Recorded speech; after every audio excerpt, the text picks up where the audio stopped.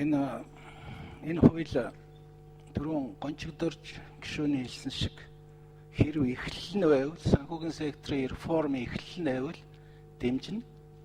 Төгсгөл гэж бодож байгаа бол дэмжихдэггүй. Эдийн засгийн байнгын ороонд биелээ. Тийм учраас нэг энэтэй холбогдуулаад хэд хэдэн санал асуулт асууя ганц хоёр.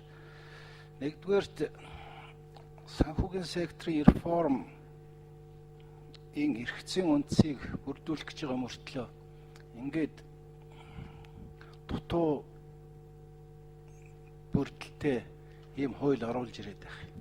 Тэгэхээр эхний асуулт бол санхүүгийн сектор шаардлагатай дараагийн хууль тодруулаад хэлбэл хөрөнгө оруулалтын сангийн тухай, тэтгэврийн сан, даатгалын сан гэх мэтийн санхүүгийн секторын бусад санхүүгийн зах зээлийн бусад институционал гэж ярьдаг энэ чиглэлийн хөрөнгө оруулалтын талаар хэдэн сард орж ирэх вэ гэсэн эхний асуулт.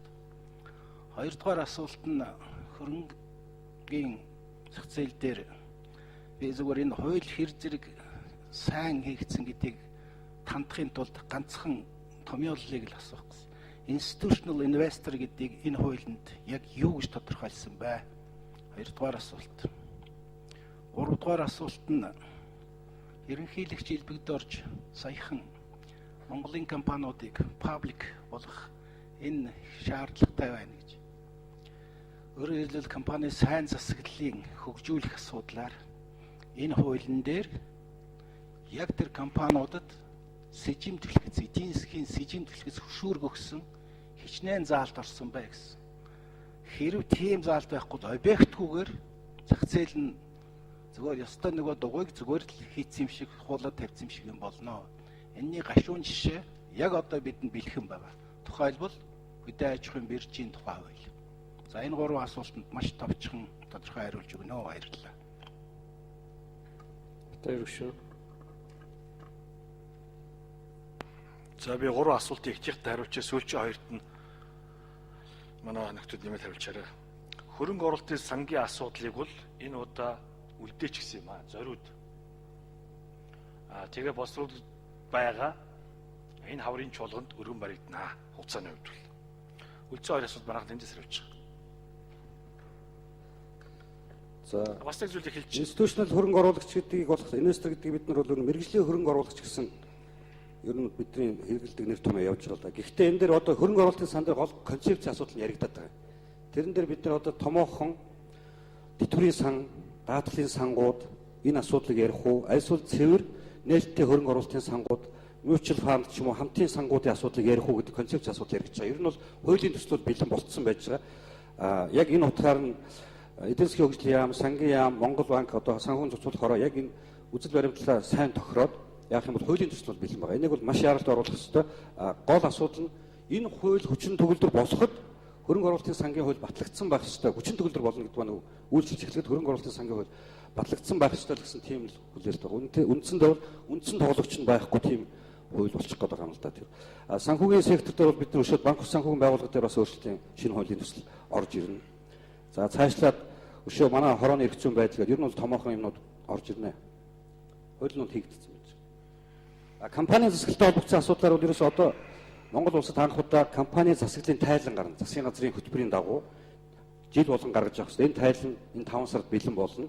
За компанийн хуультай холбогдсон яг засаглалтай холбогдсон ганц нэг асуудлууд байсан. Ялангуяа кумулятив аргаар сонгох ч юм уу хувийн нээлттэй хурлын бүртгэлийн өдөртөй холбогдсон асуудал байсан. Энэ хуулинд явж байгаа хоцорсон байгаа. Энийг одоо хууль хэлцүүлэхийн явцад бас ахаад сэргээж ярих болцоотой болов гэж бодож байна. Энэ нэг зүйлийг нэмээд хэлчихэд энэ бол мэдээч хэрэг эхлэл гэдгийг ойлгох хэрэгтэй. Хоёрдугаар гэх юм бол шинжилсэн хариулга. Тийм учраас гишүүд бол шаардлагатай зүйлүүдийг хэзүүргийн явцад нэмэх олж нээлттэй гоцсон тав гэдэг бас идэвхтэй оролцоход бол тав гэдэг идэвхтэй хамт ажиллах бэлэн байна. Тэмбэрл гишүүн тодруулъя.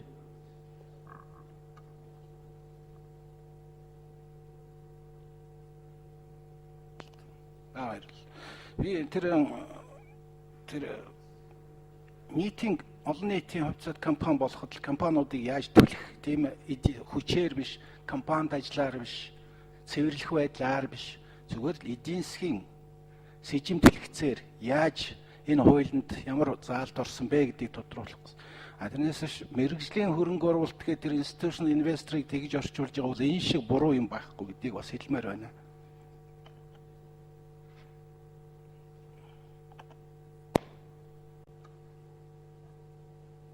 Эжлэск.